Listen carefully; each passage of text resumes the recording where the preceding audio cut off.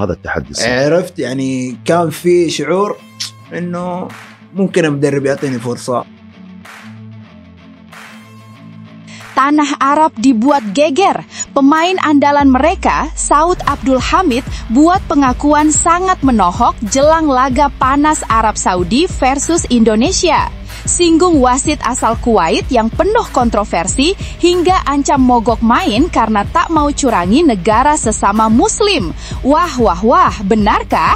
Simak ulasan lengkapnya di sini. Bikin bangga satu Indonesia. Rizky Ridho resmi masuk dalam daftar FIFPro Global Player Council. Tim-tim top Eropa, mulai Italia hingga Jerman, langsung akui berminat untuk datangkan Ridho ke timnya setelah melihat kualitas dan atribut yang dimilikinya kah? Simak info bahagianya berikut ini. Yes, akhirnya doa baik publik terkabul. Peluang timnas Indonesia lolos ke Piala Dunia 2026 semakin mudah gara-gara satu kejutan besar tak terduga yang diumumkan tadi malam kah? Fans timnas wajib simak fakta selengkapnya hanya di sini.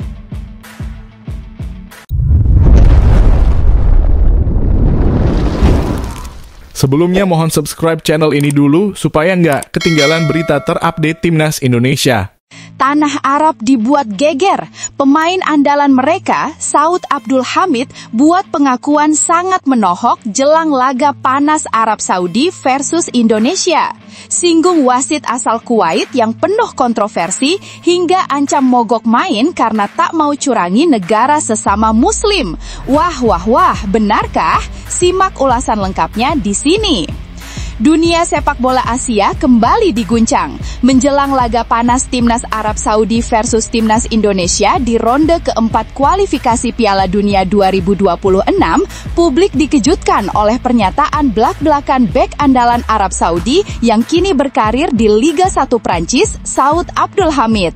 Bukan tentang strategi, bukan pula tentang lawan yang akan dihadapi, melainkan pengakuan mengejutkan soal praktek non-teknis yang menurutnya bisa merusak sportivitas pertandingan.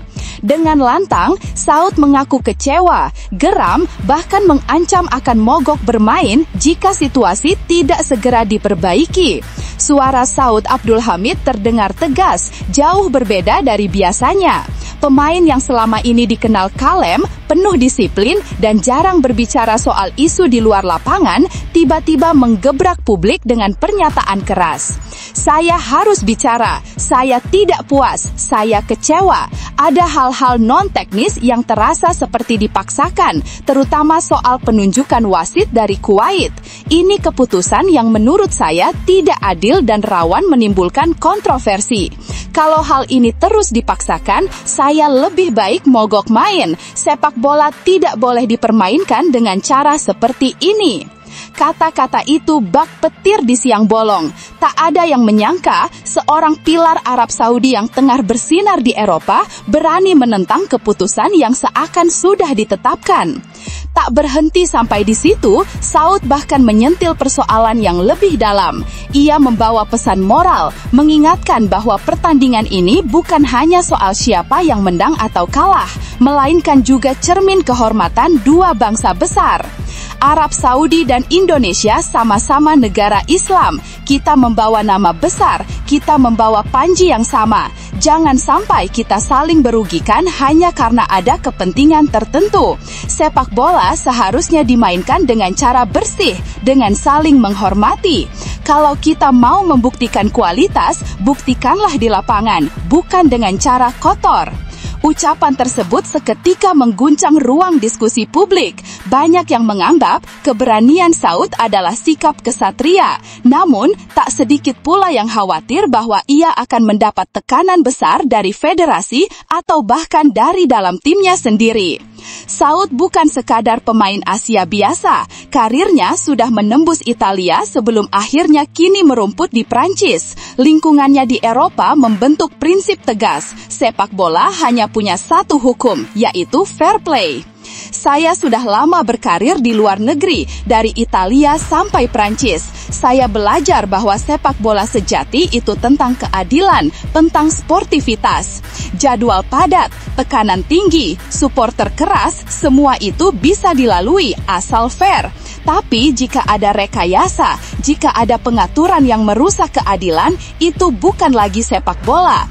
Kalau kita menang dengan cara curang, apa gunanya? Saya tidak dibesarkan dengan cara itu. Saya dibesarkan untuk selalu sportif, untuk selalu menghormati lawan. Nada suaranya bergetar, seakan setiap kata keluar dari lubuk hati terdalam. Ada kekecewaan, ada kemarahan, tapi juga ada tekad untuk membela martabat sepak bola. Jika pernyataan Saud benar-benar diwujudkan dengan aksi mogok, Arab Saudi bisa kehilangan salah satu pilar utama mereka. Saud Abdul Hamid dikenal sebagai bek yang bukan hanya kuat bertahan, tapi juga piawai membantu serangan. Kehilangannya bisa merusak keseimbangan tim, apalagi menghadapi Indonesia yang kini tengah naik daun. Namun, yang lebih berbahaya dari sekadar kehilangan satu pemain adalah efek domino dari pernyataan ini. Bagaimana jika pemain lain ikut bersuara? Bagaimana jika internal tim terpecah? Bagaimana pula jika publik mulai meragukan integritas federasi? Inilah yang membuat pernyataan Saud Abdul Hamid terasa seperti bom waktu. Bisa meledak kapan saja, bisa mengguncang kepercayaan publik terhadap sepak bola Asia. Sebenarnya, duel Arab Saudi versus Indonesia sudah cukup panas tanpa drama ini. Dua tim dengan basis supporter fanatik, dua kekuatan besar yang sama-sama ingin unjuk gigi di pentas dunia.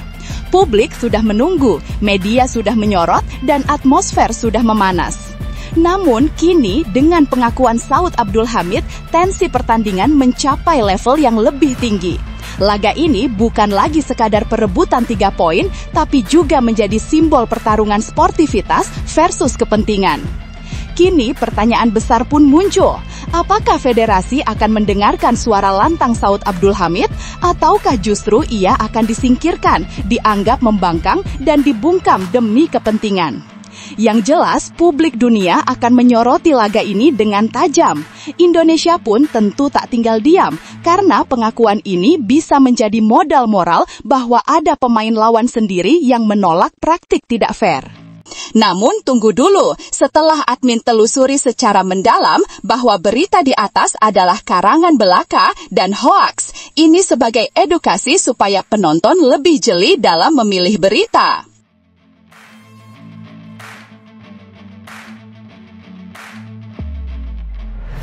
Bikin bangga satu Indonesia. Rizky Ridho resmi masuk dalam daftar FIFPro Global Player Council.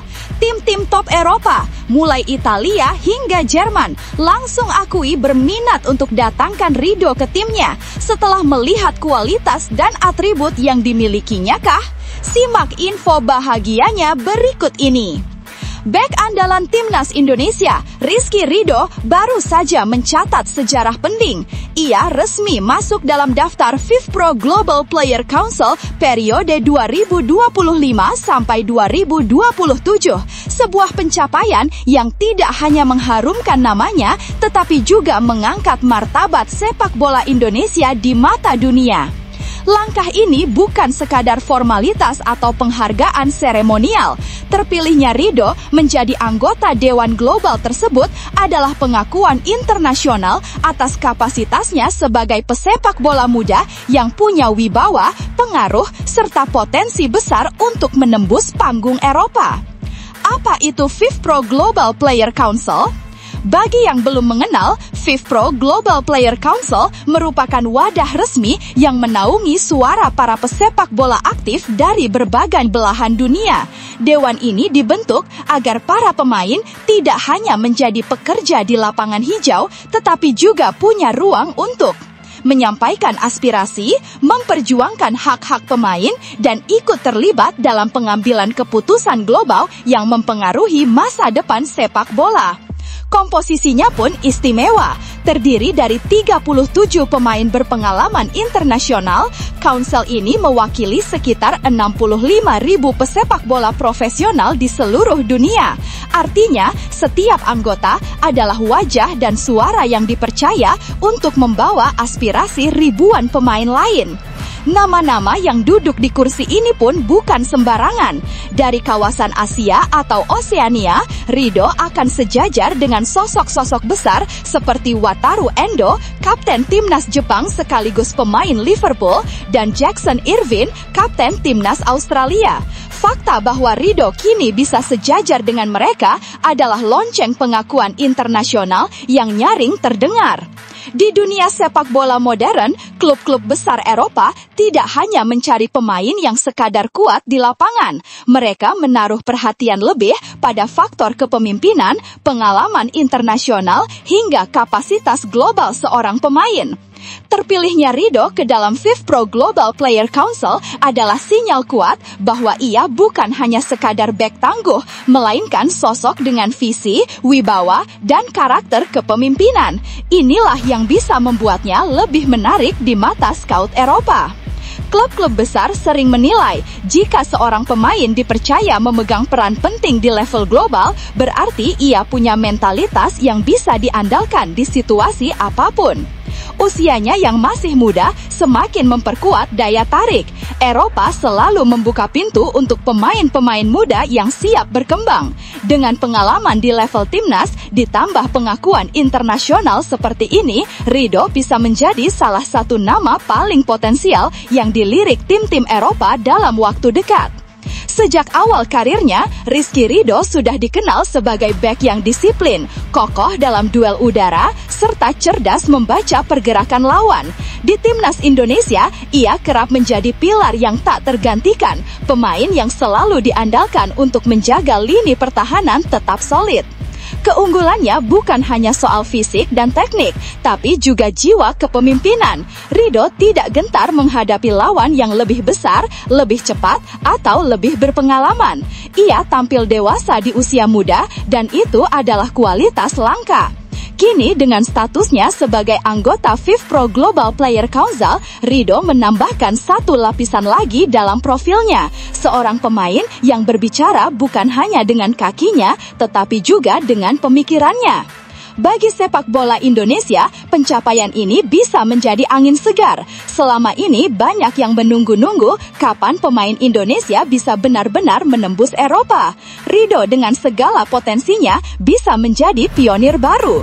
Lebih jauh lagi, status Rido di FIFPro membuat nama Indonesia kian diperhitungkan dalam percaturan global. Ia bukan hanya membawa diri sendiri, tetapi juga membawa citra Garuda di hadapan dunia sepak bola. Bayangkan, di forum internasional tempat para pemain top dunia duduk bersama, kini ada seorang wakil dari Indonesia. Itu artinya suara kita tidak lagi terpinggirkan. Meski demikian, ada pertanyaan besar yang kini muncul dan menjadi bahan diskusi hangat. Apakah status global ini benar-benar akan membuka pintu transfer Rido ke Eropa? Ataukah ia masih harus membuktikan diri lebih jauh bersama klub-klub Asia sebelum akhirnya benar-benar dilirik tim besar Eropa?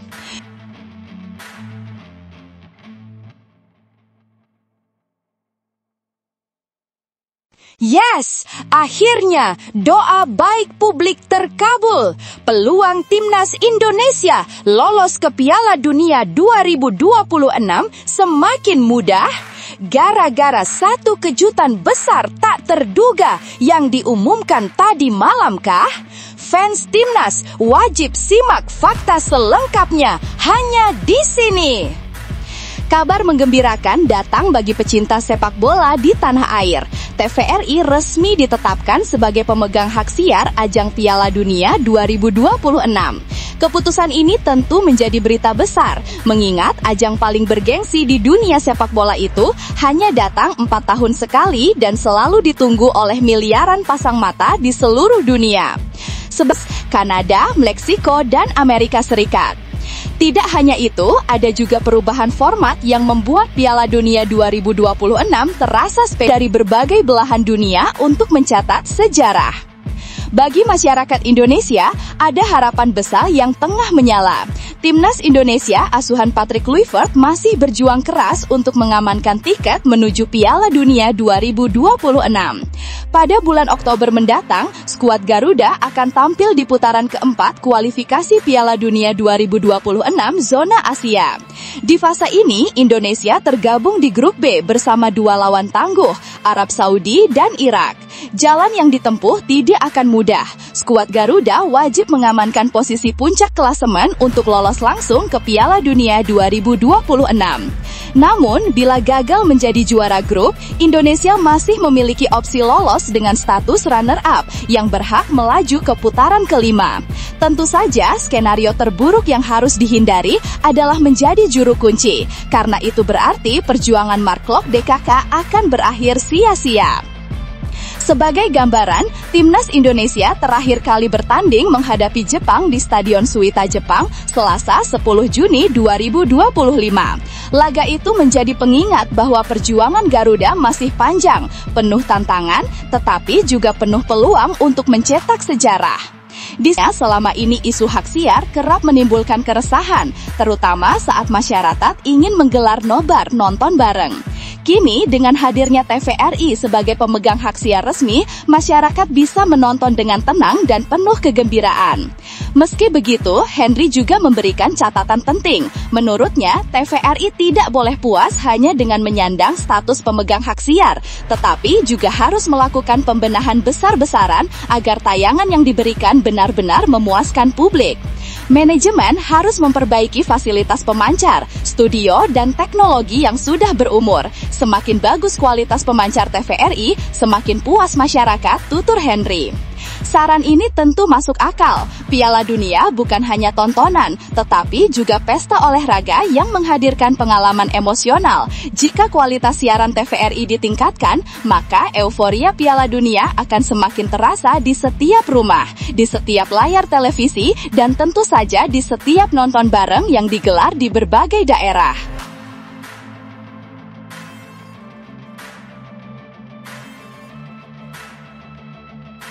Kabar mengejutkan sekaligus memprihatinkan datang bagi pecinta sepak bola tanah air. Timnas Indonesia mendapat kabar buruk terkait dengan kondisi cedera Emil Audero tepat di saat persiapan menuju laga-laga krusial pada putaran keempat kualifikasi Piala Dunia 2026 zona Asia. Seperti diketahui, skuad Garuda akan menjalani dua pertandingan penting di grup B menghadapi Arab Saudi dan Irak. Pertarungan berat ini dijadwalkan berlangsung di Stadion Megah King Abdullah Sports City, Jeddah, Arab Saudi pada 8 dan 11 Oktober mendatang. Situasi semakin menegangkan karena dari grup ini hanya ada satu tiket langsung menuju putaran final Piala Dunia 2026. Indonesia dituntut untuk menjadi juara grup demi mengamankan posisi bergengsi tersebut. Sementara itu, posisi runner-up hanya akan mengantarkan JITZSDK ke putaran kelima, di mana mereka harus berhadapan dengan runner-up grup A. Dan jika finish di posisi terbawah, mimpi Garuda menuju Piala Dunia pun akan terhenti di titik itu. Namun, kini muncul sebuah ancaman serius. Patrick Kluivert kemungkinan besar tidak bisa mengandalkan kiper utama Emil Audero.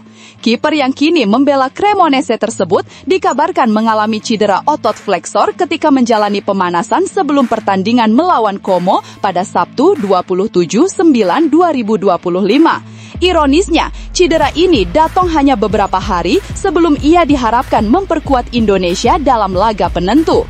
Akibat cedera itu, Audero langsung dicoret dari starting line-up dan posisinya digantikan oleh kiper cadangan Marco Silvestri. Sampai saat ini, pihak Cremonese belum memberikan keterangan resmi terkait kondisi mantan penjaga gawang Inter Milan tersebut. Meski belum ada pernyataan resmi, media Italia Calcio Cremonese melaporkan kabar yang kurang menyenangkan bagi Indonesia. Media itu menyebutkan, berdasarkan sumber internal klub, cedera yang dialami Audero memang diperkirakan tidak terlalu serius. Namun mereka menekankan bahwa kepastian soal kondisi sang kiper baru bisa diketahui setelah serangkaian pemeriksaan medis dilakukan dalam beberapa hari ke depan. Cremonese belum mengeluarkan pernyataan resmi mengenai kondisi sang pemain, tulis Calcio Cremonese. Tetapi sumber yang dekat dengan klub mengatakan cederanya diperkirakan tidak serius meskipun perlu menunggu hasil tes instrumental yang dijadwalkan beberapa hari ke depan. Media tersebut juga menegaskan bahwa evaluasi klinis dan instrumental yang akan dilakukan pada awal pekan sangat menentukan. Baru setelah itu, staf medis Cremonese dapat memperkirakan berapa lama Audero harus absen serta menyusun rencana pemulihan secara detail. Calcio Cremonese memprediksi bahwa jika cedera yang dialami Audero tergolong ringan, ia kemungkinan besar akan absen sekitar 2 pekan. Sayangnya, 2 pekan saja sudah cukup untuk membuatnya melewatkan jadwal vital bersama timnas Indonesia. Hitungan waktunya sederhana. Jika masa pemulihan dihitung sejak hari ia mengalami cedera, maka Audero baru bisa pulih sekitar 10 Oktober 2025, yang berarti hanya 1 hari sebelum laga kedua melawan Irak. Praktis, ia hampir pasti akan absen di 2 laga penting Garuda di putaran keempat. Lebih buruk lagi, jika cedera yang dialami masuk kategori tegang otot atau terkilir, masa pemulihan bisa melar hingga 20 hari. Jika cederanya ringan, Audero mungkin bisa kembali bermain dalam 2 minggu, tulis Calcio Cremonese. Tetapi cedera tegang otot atau terkilir dapat membuatnya absen setidaknya selama 20 hari sehingga ia harus melewatkan 2 atau 3 pertandingan liga tambahnya. Absennya Audero jelas menjadi kerugian besar bagi Indonesia, apalagi kondisi Marten Paes juga masih penuh tanda tanya, sehingga membuat situasi penjaga gawang Garuda semakin rawan. Jika 2 pilar utama ini sama-sama tidak tersedia, maka beban berat hampir pasti jatuh ke pundak Hernando Ari. Bagi Hernando, ini tentu sebuah tantangan sekaligus ujian besar, mengawal gawang Indonesia di laga sebesar kualifikasi Piala Dunia melawan lawan sekelas Arab Saudi dan Irak jelas bukan perkara mudah. Bagaimana pendapat Anda mengenai kondisi ini? Apakah absennya Emil Audero akan sangat mempengaruhi peluang Indonesia di putaran keempat kualifikasi Piala Dunia 2026? Dan jika Hernando Ari benar-benar dipercaya, apakah Anda yakin ia bisa tampil gemilang menjaga gawang Garuda? Tulis komentar dan pandangan Anda.